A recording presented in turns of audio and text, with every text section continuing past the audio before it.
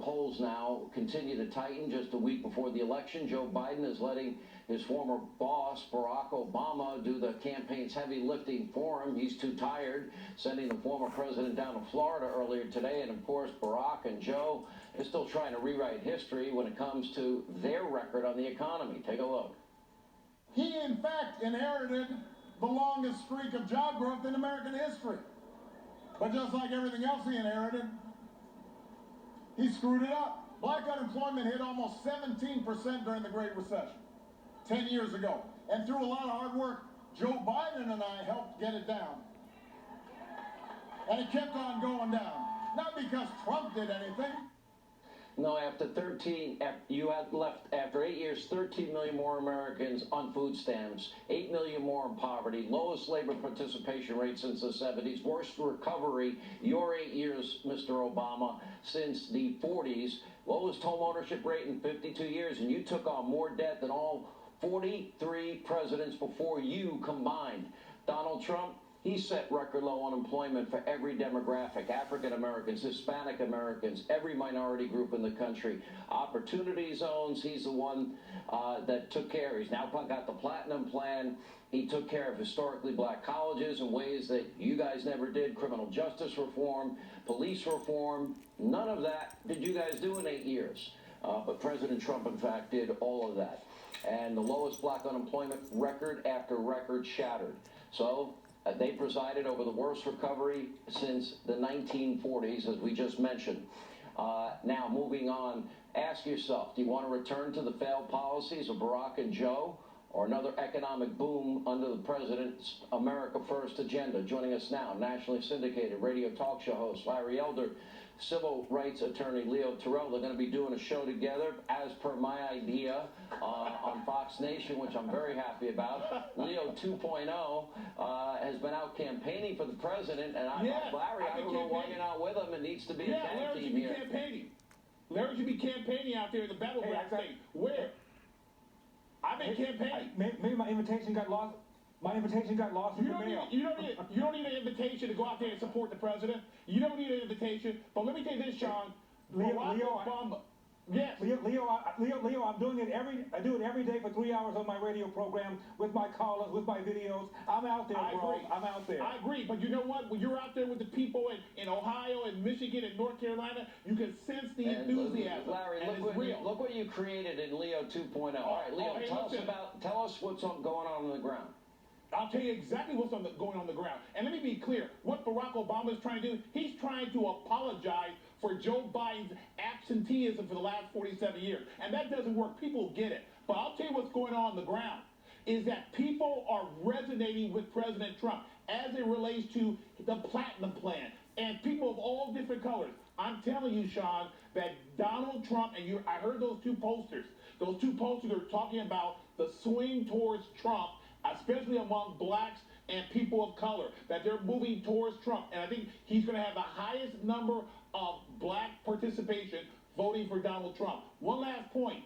If people honestly believe that peaceful protesting is going on, look at Philadelphia. That is a reason right there why people should vote for Donald Trump. That's not peaceful protesting. That's rioting. And that's what Obama and Biden and Kamala Harris believe in. That is not peaceful protesting, what's going on in Philadelphia.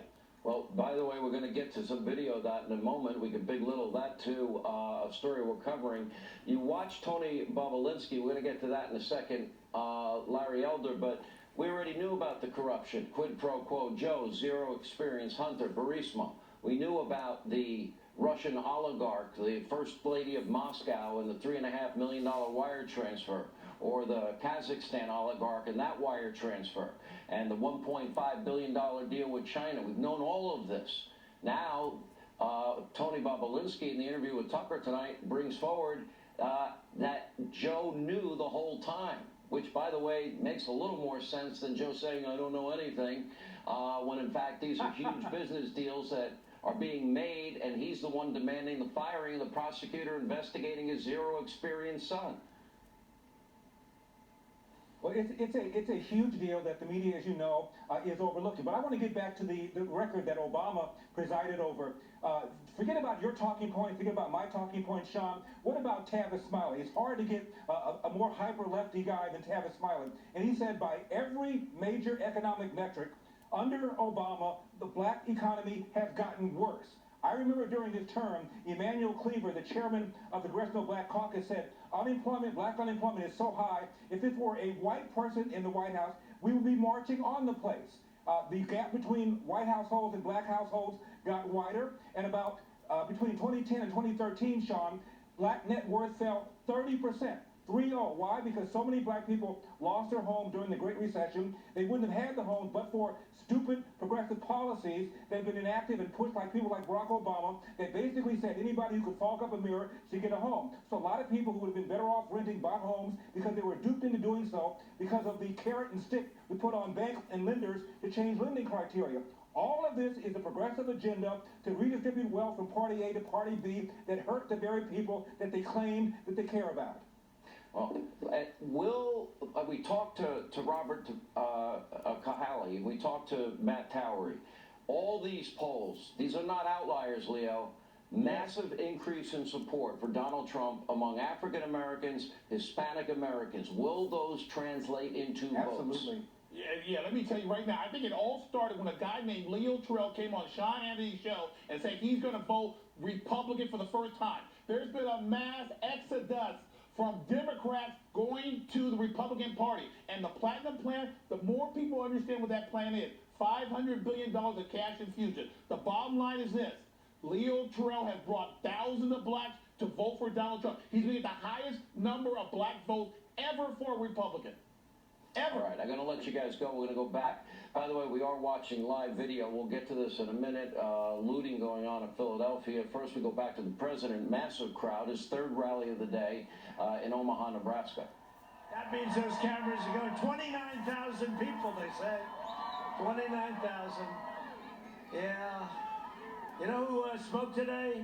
President Barack Hussein Obama. He had 12 people and 7 cars. Did you hear them? No, he draws flies. I've never seen. He had no people. I thought he'd have some people. And he brought Bon Jovi along. You know what happened to Bon Jovi?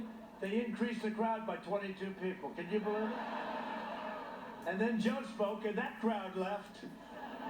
And we have 29,000 people here, and we had a tremendous crowd in Michigan. A tremendous crowd in Wisconsin, and they're trying to figure out, like, if Trump is getting these crowds and if Biden's getting like 12 people, you know, the circles, he fills in the circles, they got like 5 of them, and a lot of times they put reporters in there because they have no people. But today he tried to blame that on COVID also. He said, no, we don't seek large crowds because we want it because of the virus, right? They don't want the large crowd. That's not the reason, okay? That's not the reason. It's a hell of an excuse, but it's not the reason. We're thrilled to be joined by the man we were just talking about. He's a friend of mine. He loves this state. He loves this country. And he's a great governor, Pete Ricketts. Pete, great job. Great job. What a good guy. What a good man. How's your state doing, Pete? All right, good. How are we doing? By the way, we're going to be okay here, right? He says good? Good. Thank you very much, Pete. And his brother Todd, another one, really good. Now, there's only 2 people that are better, Joe and Marlene. Now, Todd is great.